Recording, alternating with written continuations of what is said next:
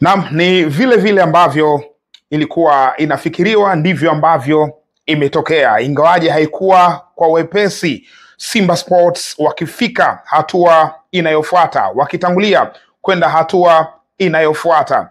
Ikumbukwe mnyama ameshinda mechi yake ya kwanza ambayo alichezea kule Obedi Itane Chilume Francistown Botswana, alishinda goli 1-0, lakini hapa katika uwanja wa Mkapa wametoshana nguvu kwa sare ya bao 1-1, na imetosha kuwapeleka Simba katika hatua inayofuata kwa maana ya mzunguko wa pili wa hatua ya awali wa ligi ya mabingwa Afrika kwa msimu wa 2025-2026. Sasa wakati huu tunakwenda kuangalia mambo kadhaa. Jambo la kwanza tunakwenda kuangalia mazingira ya mechi ilivyokuwa kwa maana ya mechi kwa ujumla wake, lakini pia tutagusa kidogo kuhusu mchezo unaofuata mbele yao.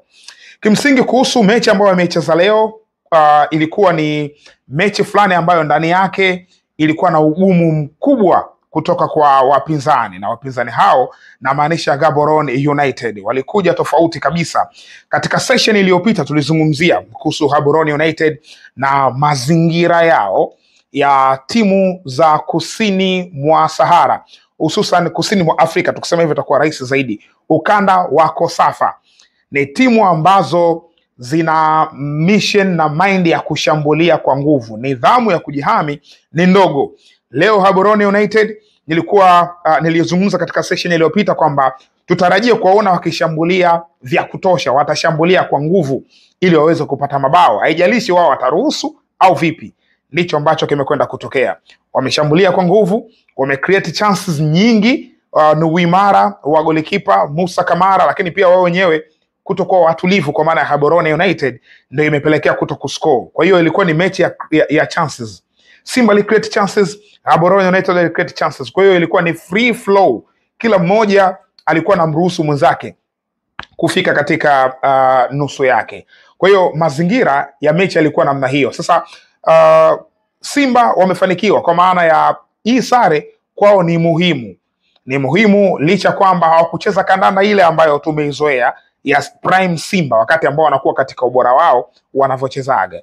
Walicheza kwenye mpango maalum wa kuwa na discipline ya kiulinzi, licha kwamba liruhusu bao moja kupitia mkwaju wa penalty, lakini na wao walikuwa wameshambulia na wamefanikiwa pia kupata bao moja. So hayo ndo mazingira ya mchezo alivyokuwa. Sasa hapa Simba anatakiwa kuchukua notice, hususan hatua inayofuata.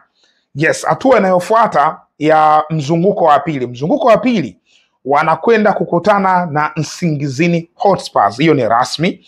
Yes, ni Nsingizini Hotspurs kutoka Eswatini au Swaziland ya zamani. Watu wengi ukiwaambia Eswatini wengine wanakuwa waelewi, wengine ukiwaambia Swaziland waelewi. Ni taifa fulani, taifa dogo tu linapatikana huko kusini mwa Afrika. Ni taifa ambalo linakaribiana kabisa na Afrika Kusini, na ni moja ya mataifa ambayo yanajiendesha kwa mfumo ule wa ufalme, yani serikali yao ni serikali ya kifalme.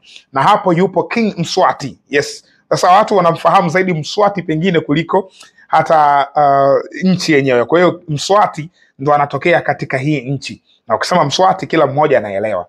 Sasa Nsingizini Hotspurs au hiyo Eswatini kwa ujumla wake ndo yale mataifa ya SADC ya kusini mwa Afrika, mataifa ambayo yanatokea katika ukanda wa Kosafa.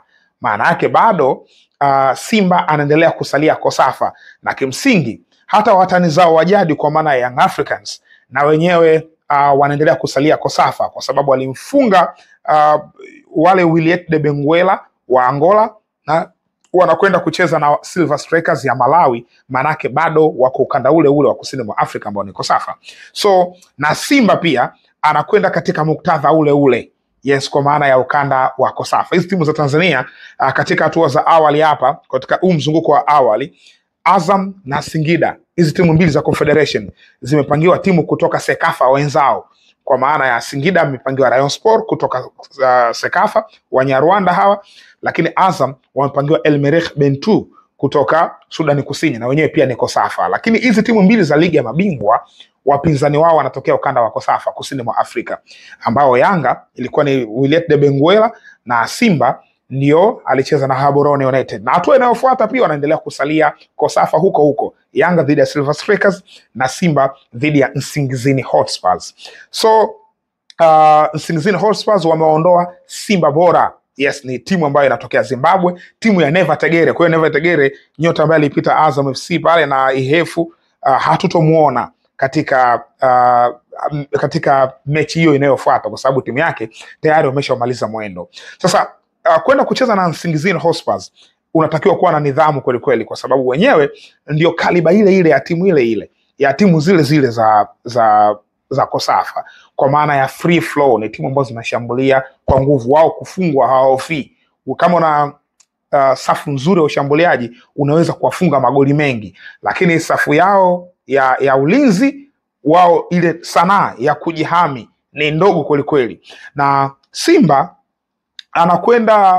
anakwenda Eswatini au Swazilandi kwenda kucheza na Nsingizini Hotspurs, akiwa na kumbukumbu ya mara ya mwisho aliwahi kwenda pale, aliwahi kwenda kucheza dhidi ya Mbabane Swallows. Hiyo ni kumbukumbu nzuri kwao, na Mbabane Swallows aliwafunga mechi zote mbili, aliwafunga kule ugenini kwa maana ya Eswatini Mbabane, lakini mechi ya pili akaja kuwafunga pia na hapa kwa maana ya Dar es Salaam uwanja wa Mkapa. So Simba na kumbukumbu nzuri mara ya mwisho kwenda pale. Sasa Simba kuqualify maana yake nini? Yaani kwenda hatua inayofuata maana yake nini?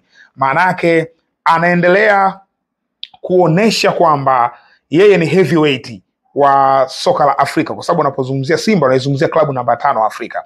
Kwa hiyo anaendelea kusisitiza kwamba yeye ni heavyweight wa kandanda ya Afrika.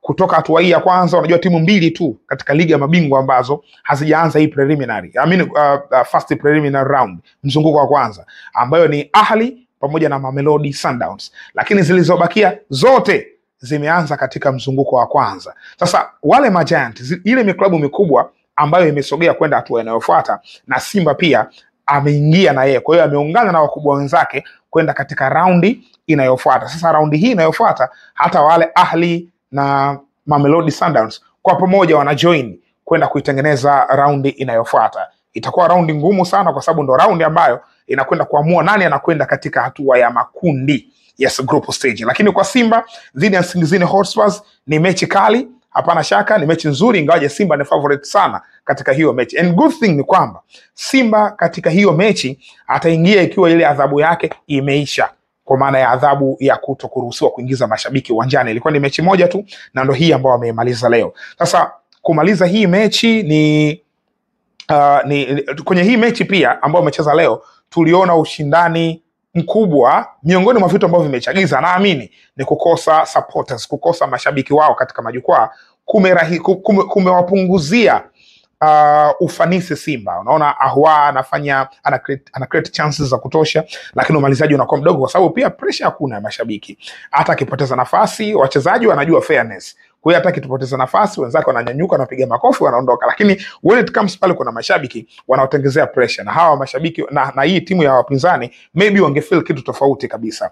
Sasa hayo ndo mazingira yaliyopo hapo. Session inayofuata tutawaangalia hawa Nsingizini Hotspurs ni timu ya aina gani, kila kitu kuhusu wao, wasifu na kadhalika. Usikae mbali. Yes, leo hii tutapata kuwafahamu Nsingizini Hotspurs. Hii ni Mzinga Sports, usisahau kusubscribe.